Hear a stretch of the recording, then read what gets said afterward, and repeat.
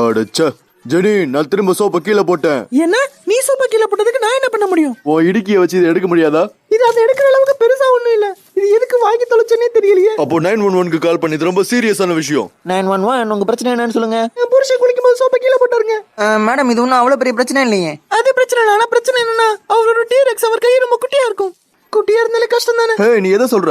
I'm sorry madam, ஆனா இதுவும் அவ்வளோ பெரிய பிரச்சனை கிடையாது. சலம் இதுக்கெல்லாம் அவங்க ஹெல்ப் பண்ண முடியாதுன்னு சொல்றாங்க. என்ன விளையாடுறியா? நான் ரொம்ப ஆச்சரியமானவன். இப்ப நான் குளிச்சே ஆகணும். இருங்க சார், நான் போனை ஸ்பீக்கர்ல போட்டு விடுறேன். சார் நான் அடுத்தடுத்து உயிர் போற பிரச்சனையில இருக்கவங்க காலெல்லாம் அட்டன் பண்ணி ஆகணும் சார். ஓ அப்படியா? என்ன மாதிரி பிரச்சனை? அது வீடு பத்திக்கு நேரிடுது, டிராஃபிக்ல ஆக்சிடென்ட் ஆகுது. இதே இல்லாம பிரச்சனைன்னு சொல்லுவீங்க?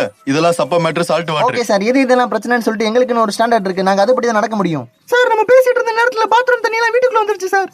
இப்படியே போனா பெரிய பிரச்சனையா இருங்க. பச்சி சொல்லுது என்கிட்ட. மேடம் நீங்க ஷவர் ஆஃப் பண்ண ட்ரை பண்ணீங்களா? எங்களுக்கு குழாய் எட்டாதுடா முட்டா பயல. சார் மறுபடியும் சொல்லிட்டாங்களா டீரெக்ஸ் எங்க கை குட்டியா தான் இருக்கும் சயின்டிபிக்கலி. அது சரி, அப்புறம் எப்படி திறந்து விட்டீங்க? அலெக்சா ஷவர் ஆஃப் பண்ணு. என்ன வாழ்க்கடா.